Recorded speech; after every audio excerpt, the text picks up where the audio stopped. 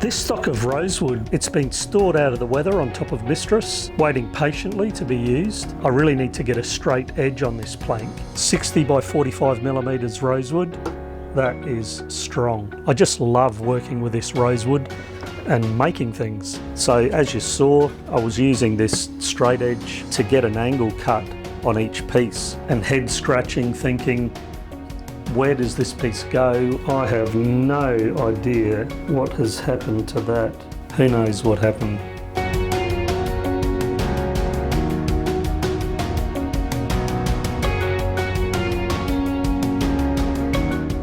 This plank of rosewood here, which is all part of the original stock that I got some time ago, it's been stored out of the weather on top of Mistress, waiting patiently to be used. And up until now, I haven't really needed long lengths. Apart from two pieces that were long, all the other rosewood I've been cutting up has been in small sections. So by the time that I've cut off shorter lengths off of these planks, getting the edges straight has been pretty easy on the table saw. But now that I need quite a long length here for the single berth, I really need to get a straight edge on this plank. Otherwise I end up with a bowed beam. So what I'm doing here is I've got a straight edge on my marine ply here. I've just worked out which way to lay this bit of rosewood on top of the plywood. I've just put a 10mm offset on each end. That leaves a bit of a bow in the middle here. And so the idea is I will fix this plank of rosewood to the marine ply, then I'll run it through the table saw. Because that edge on the plywood's nice and straight, I can just cut what I think will be close to getting a nice straight edge on that rosewood. And if it's not quite enough, I just come in a mil or two on the table, run it through again, and eventually I'll end up with a nice straight edge.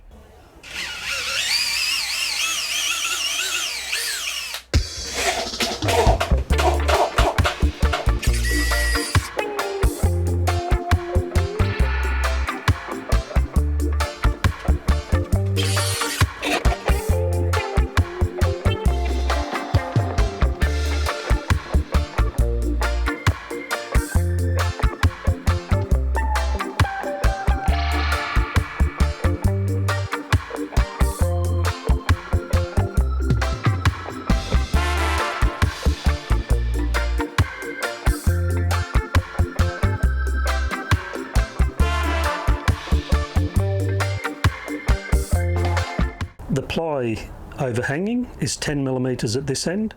It actually goes to 4mm in the middle here, and then right at this other end, back out to 10mm. That can be seen by these offcuts here.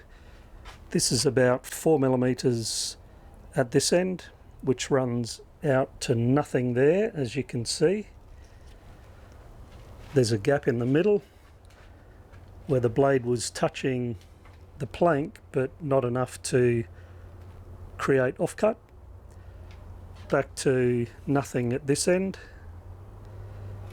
and then that's around about 6mm right at the end. And that can be seen by this nice straight edge cut here for me to work with.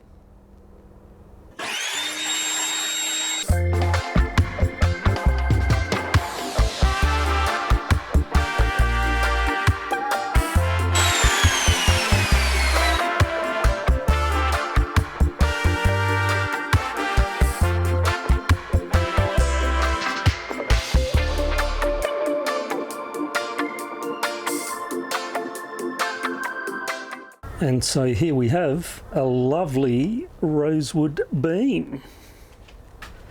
Rough sawn, come up very, very nice, as is normal with this beautiful rosewood. So that's ended up being 60mm by 45mm, and with those little struts posts underneath it, I really don't think anybody's going to break this in a hurry. I think even with somebody coming down that aft hatch, stepping on top of the step, which will be on the bulkhead, and stepping down hard on this, I really don't think there's any chance of breaking it. There's the 18mm marine ply on top as well, 60 by 45mm rosewood. That is strong.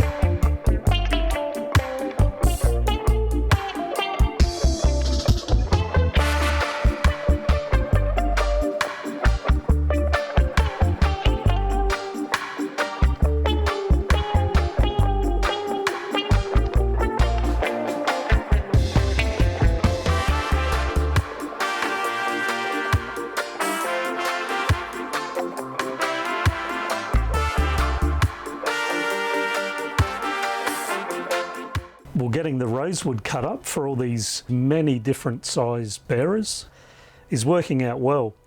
And I'm really pleased to be back on the table saw actually. I just love working with this rosewood and making things. So I've cut up all the mainly rectangular shapes, and now, although I've got lengths and widths, the heights of a whole bunch of these vary from one end to the next. So that's a bit of a tricky situation to be in when it comes to trying to get a nice clean cut with all of them so that it looks professional and proper. Now what I'm going to be doing is, just like I did to straighten out that main plank, I'm going to be doing the same. So I've got myself a nice straight edge with a bit of marine ply here, and what I'll do is I'll fix each length of rosewood at the offset onto that straight edge so that one edge will skew as compared to the other, and when it's run through the table saw, the straight edge will just take it through nice and straight. However, because the rosewood will be on a slight angle, it'll cut off the angle that I'm looking for. That'll make more sense once I've done one, and I'll show you.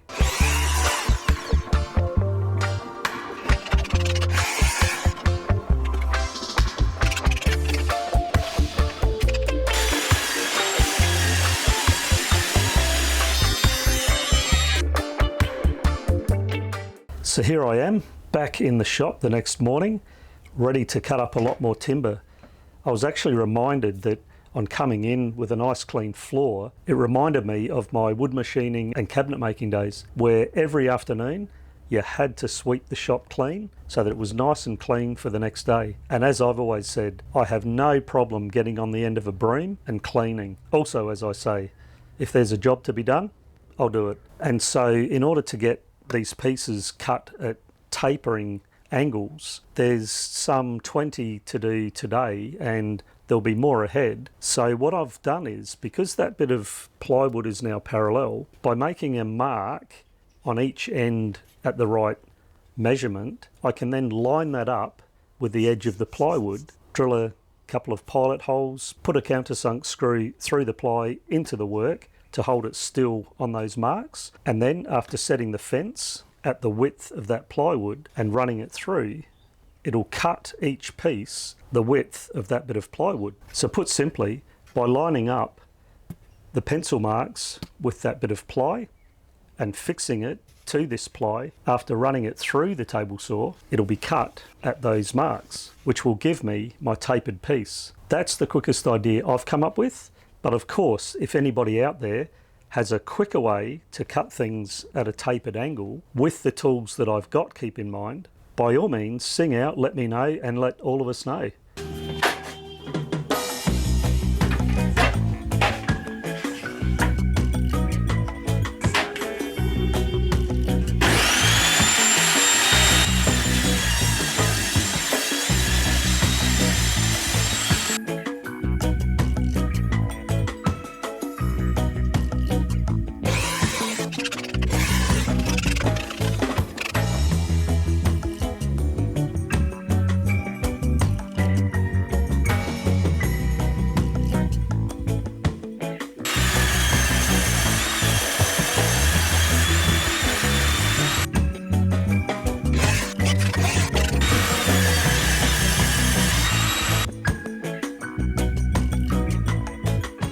Now that I've got all of these rosewood bearers and spacers all chopped up, what I'm going to do is just do a dry fit with all of them before sanding and flush bit rounding the edges so that I make sure that everything fits before starting to epoxy coat it. Inside Mistress here, just a couple of things to mention about the way that I've done these. I've been numbering all of the pieces, which I just think saves a lot of having to remeasure things and head scratching, thinking, where does this piece go? Or where is the other piece? I know I cut it up. Because I had quite a lot of little parts to do, and it made a lot of sense that whilst the table saw was set up, that I do it all. By numbering them, it really does make it easy. And of course, I've kept the paper that I had recorded all the measurements from, numbered them, and then transferred that to the parts. And the other thing, of course, is to just dry fit all the parts. I've made that mistake before where I've made something, sanded it, edged it, coated it, put it in place, not quite right. Need to make a little adjustment, which requires epoxy coating again, which means days, and that's painful. So, dry fit first, make sure it's right, make any adjustments, then they're all good for sanding, edging, and epoxy coating.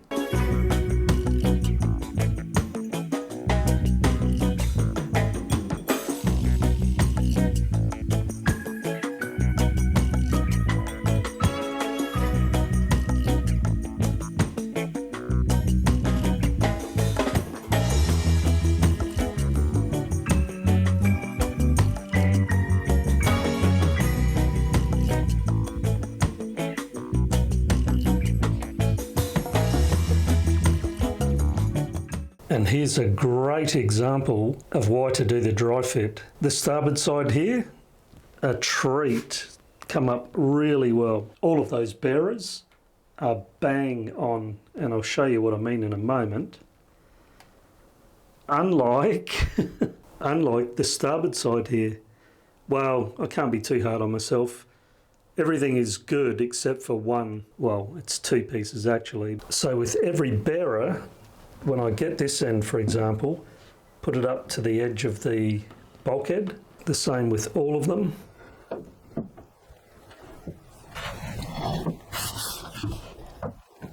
They are all sitting nice and flush.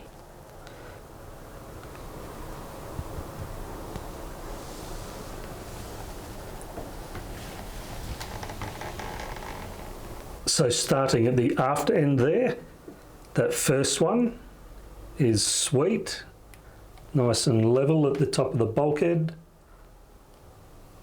Number 7 here, along the angle, same thing, nice and level with the top of the bulkhead.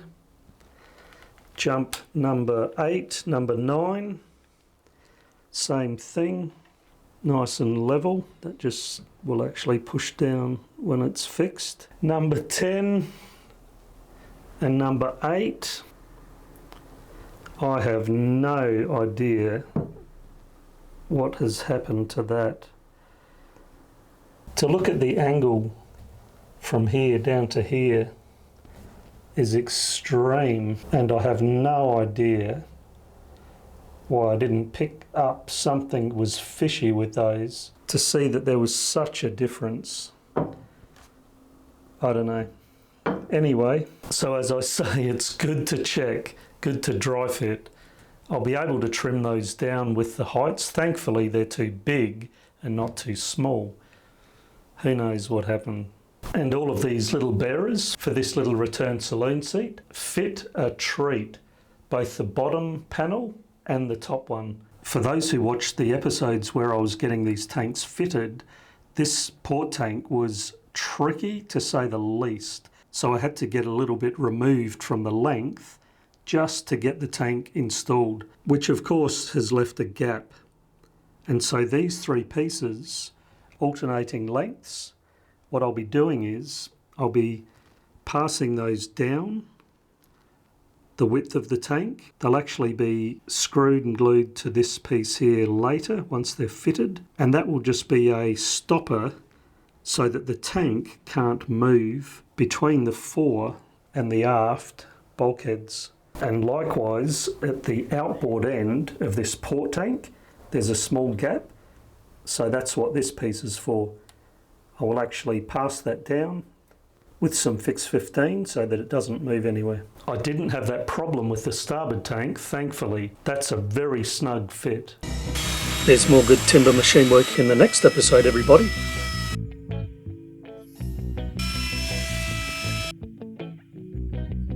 It reminded me of my, by the time that I've cut off, now following on from tomorrow. So the idea, so I've cut up all the, please like, subscribe, hit that bell and share. I'd really appreciate that.